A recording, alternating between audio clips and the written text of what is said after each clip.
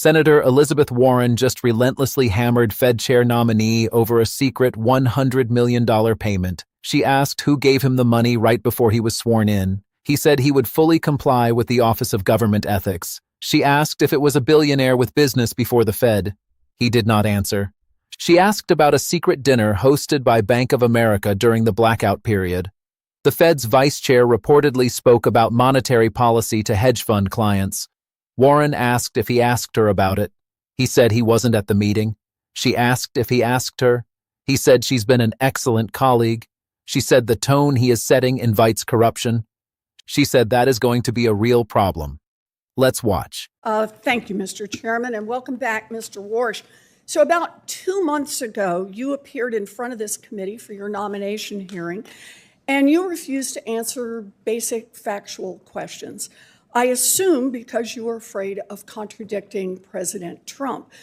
Your answers during the hearing were so troubling that this committee had a party line vote for Fed chair for the first time ever in our history.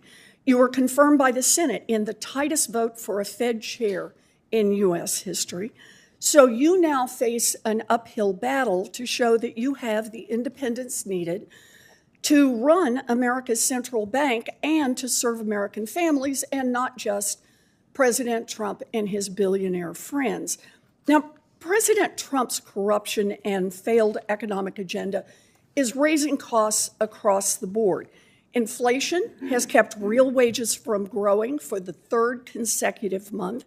That means in the Trump economy, families are falling behind with less to spend every day that goes by. High interest rates are making mortgages, auto loans, and credit cards more expensive. More and more people are falling behind on their bills. 95% of Americans believe that the U.S. is suffering an affordability crisis, while President Trump continues to call affordability a hoax, telling Americans their concerns about the cost of living are made up. Lower interest rates would provide some relief to families, but the Fed hasn't lowered interest rates and may be forced to raise rates even more, all because of one man, President Trump. Now, the president knows this, so instead of changing course, he wants to take over the Fed. Installing you as Fed chair was a critical part of his plan. You reportedly told the president exactly what he wanted to hear in your Oval Office interview, and Trump confirmed it afterwards, saying, quote, "Warsh thinks you have to lower interest rates." Now, for your part, you were the only member of the last Fed meeting who declined to submit economic projections that are supposed to show how the Fed's decisions under your leadership are likely to affect American consumers and American workers. People might look at that and conclude that you don't want to tell the truth about inflation under Trump. Trump may have you in his pocket, but he will not stop until he controls the Fed. And he just needs one more seat to do that. And that's why he has had his Department of Justice open bogus criminal investigations into both Governor Lisa Cook and former Chair Jerome Powell. And that is why he illegally tried to fire Fed Governor Cook. His own Supreme Court recently blocked the firing, at least for now, but Trump has vowed to try again to fire Governor Cook. The fight for control is a fight over interest rates, but it is also about corruption. President Trump likes to play king, and the Fed offers many appealing opportunities for the president to enrich himself while he fleeces the American people. Start with crypto. Trump's family crypto company is World Liberty Financial, the centerpiece of the crypto enterprise that let him rake in $1.4 billion in 2025 alone. Now it is currently applying for a bank charter. After that charter is granted by Trump's own bank regulator, World Liberty could seek special privileges from the Federal Reserve to juice its own profits, like a master account that would give Trump's own company direct access to the Fed's core payment rails. And there's more. If he can control the Fed, Trump could threaten to revoke banks' access to Fed services if they refuse to do his bidding. He could hijack the Fed's extraordinary powers to bail out financial markets, making sure that he rewards his friends and punishes his enemies in a crisis. And you better bet that Trump will turbocharge the Wall Street deregulation that is already underway, juicing megabank profits and CEO bonuses, knowing that American taxpayers will be on the hook once again if there's another devastating financial crash. Congress and the American people will be watching closely whether you serve the public or whether you become yet another instrument of Donald Trump's corruption. So the Fed has been plagued by deeply disturbing ethics scandals in recent years involving at least 6 Fed officials. So it's critical that the next chair have no financial conflicts, none. You have more than $100 million in investments that you have refused to disclose to ethics officials and to the public. So let me ask, do the Juggernaut Fund or the THSDFS LLC invest in any companies affiliated with President Trump or his family, companies that have facilitated money laundering, Chinese-controlled companies, or financing vehicles established by Jeffrey Epstein? Senator Warren, thank you. So let me first share a point of agreement with you. The Fed has 2 tools. One is its monetary policy, and the second is its credibility. And the scandals that you talked about, the ethics problems you talked about, went to the core of the credibility that has hurt the Fed. Could you answer my question, please? I ask. You have $100 million in undisclosed assets.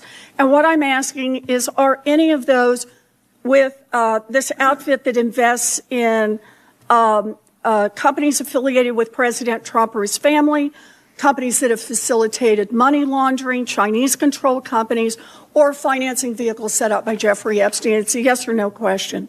Senator, I have worked tirelessly with the ethics officials at the Office of Government Ethics. And you have not come to an ethics agreement with them and have assets. agreed, Senator, to sell all of my financial assets, including the Duquesne assets. Are you refusing to tell us if you have investments, for example, in vehicles set up to advance Jeffrey Epstein? Is that what you're telling us? You just won't tell us?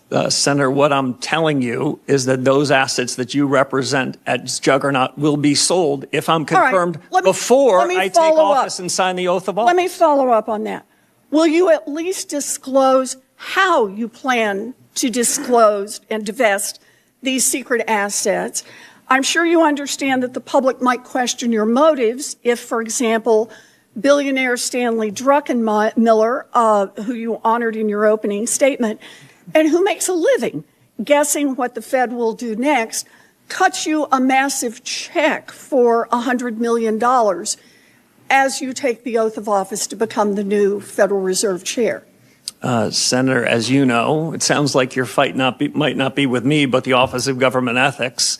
I have come to full agreement with them and have agreed to divest all of those assets, I'm asking you especially a very those that you referenced question, before Mr. I take Warsh, the oath of office. And that is, will you disclose how you divest those assets, or will you just collect a check for $100 million from someone whose whole business is betting on what the Fed will do?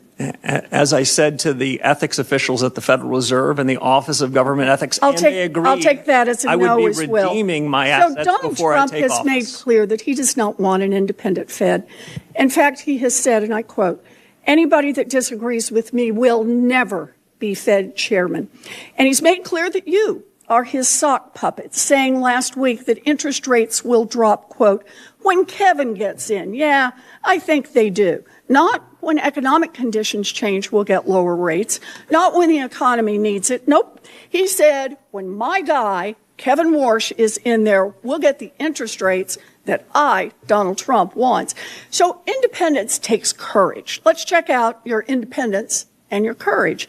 We'll start easy. Mr. Warsh, did Donald Trump lose the 2020 election? We try to keep politics, if I'm confirmed, out of the Federal Reserve. I'm just asking you a factual question. I need to know, I need to measure. your independence and your courage. Senator, I believe that this body certified that election many years ago. That's not the question I'm asking. I'm asking, did Donald Trump lose in 2020? And I'm suggesting you in 2020, the Fed made a huge inflation problem, and you certified the election. So let me ask you another question. Out of monetary policy. In our meeting, you said you would be independent because you're, quote, a tough guy. Those were your words, tough guy. And you will be able to stand up to President Trump. So let's try it again. Name one aspect of President Trump's economic agenda with which you disagree. Well, Senator, the Federal Reserve in recent years has wandered outside of its remit, wandered into other areas. I'm asking for something That's not something I'm prepared with to Donald do. Trump on. If I'm confirmed, the Federal Reserve should stay in its lane. Just one little place where you disagree with Donald Trump. Well, I do have a disagreement, actually, Senator, with the president. I think even this morning, he said that he thought I was out of central casting. I think central casting, I'd look older, grayer, and maybe show up here with a cigar of sorts. Quite adorable. But, you know, we need a Fed chair who is independent. That's the only way we preserve the independence of the Federal Reserve.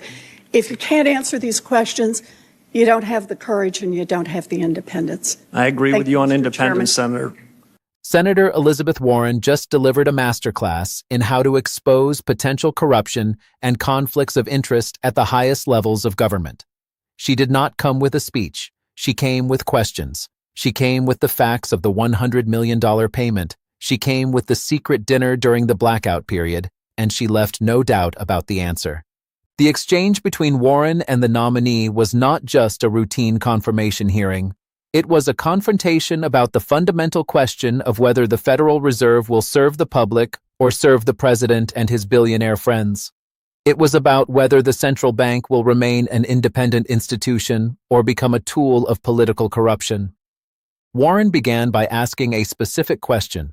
Who gave you $100 million right before you were sworn in? Was it a billionaire who has business with the Fed? Was it Stanley Druckenmiller, who has made billions betting on what the Fed does? Or was it a different billionaire? The nominee said he would fully comply with the Office of Government Ethics. He did not answer the question. Warren said he won't tell the American people where the money came from. That is a problem. The American people deserve to know who is giving massive sums of money to the person who will run the central bank. They deserve to know if there is a conflict of interest. They deserve to know if the Fed chair is beholden to billionaires. The Fed is supposed to be independent. It is supposed to make decisions based on what is best for the economy, not what is best for the president or his donors. When a Fed chair receives a massive payment from an undisclosed source, it undermines the public's confidence in the institution. It raises questions about whether the Fed chair is acting in the public interest or in the interest of the person who wrote the check. Warren then turned to the secret dinner. The Fed imposes a blackout period where senior officials are prohibited from talking about economic issues with outsiders. The goal is to reinforce public confidence in the transparency and integrity of the monetary policy process. No one gets special insider information. But shortly after the nominee's first FOMC meeting, right in the middle of the blackout period, the Fed's vice chair for supervision was reportedly the featured guest at a secret dinner hosted by Bank of America for its hedge fund and Wall Street clients. She reportedly spoke about monetary policy and regulatory policy. Warren asked if the nominee asked her about it. He said he wasn't at the meeting. He said he doesn't know the facts. He said he would be interested in an independent investigation. He did not say he asked her. He did not say he investigated. He did not say he took action. He said she's been an excellent colleague. The blackout period exists for a reason. It exists to prevent the appearance of impropriety. It exists to ensure that no one gets an unfair advantage. When a senior Fed official attends a secret dinner with hedge fund clients during the blackout period, it violates the spirit of the rule. It undermines public confidence. It suggests that the Fed is not being transparent. And the chair did nothing about it. Warren's argument is devastating. She did not need to prove that the nominee is corrupt. She only needed to show that he is not transparent. She showed that he received $100 million and won't say who gave it to him. She showed that a senior Fed official attended a secret dinner during the blackout period, and he didn't ask about it. She showed that he is setting a tone that invites corruption. She showed that he is not doing his job. The nominee's defense was weak. He said he would comply with ethics rules. He said he wasn't at the meeting. He said he would leave it to the Inspector General. He did not answer the questions. He did not investigate. He did not take action. He said she's been an excellent colleague. That is not a defense. That is a dodge. The ranking member added to the case. He said the nominee refused to answer basic factual questions during his nomination hearing. He said he was afraid of contradicting Trump. He said the committee had a party-line vote for Fed chair for the first time ever. He said he was confirmed in the tightest vote in U.S. history. He said he faces an uphill battle to show independence. He said Trump's economic agenda is raising costs. He said inflation has kept real wages from growing. He said families are falling behind. He said 95% of Americans believe there is an affordability crisis. He said Trump called affordability a hoax. He said the Fed hasn't lowered interest rates and may be forced to raise them. He said Trump wants to take over the Fed. He said installing the nominee was a critical part of that plan. He said the nominee told Trump what he wanted to hear. He said Trump confirmed it. He said the nominee was the only member of the last Fed meeting who declined to submit economic projections. He said people might conclude he doesn't want to tell the truth about inflation. He said Trump has opened bogus criminal investigations into Fed governors. He said Trump illegally tried to fire Governor Cook. He said the fight for control is about corruption. The ranking member then turned to the nominee's conflicts of interest. He said the Fed has been plagued by a culture of corruption. He said 6 senior Fed officials have been implicated in ethics scandals. He said the nominee owned more than $100 million in private investment vehicles. He said he refused to disclose the underlying assets. He said he sold them. He said someone wrote him a check for more than $100 million days before he entered office. He asked who wrote that check. The nominee did not answer. He said he would comply with ethics rules. That is not an answer. That is an evasion.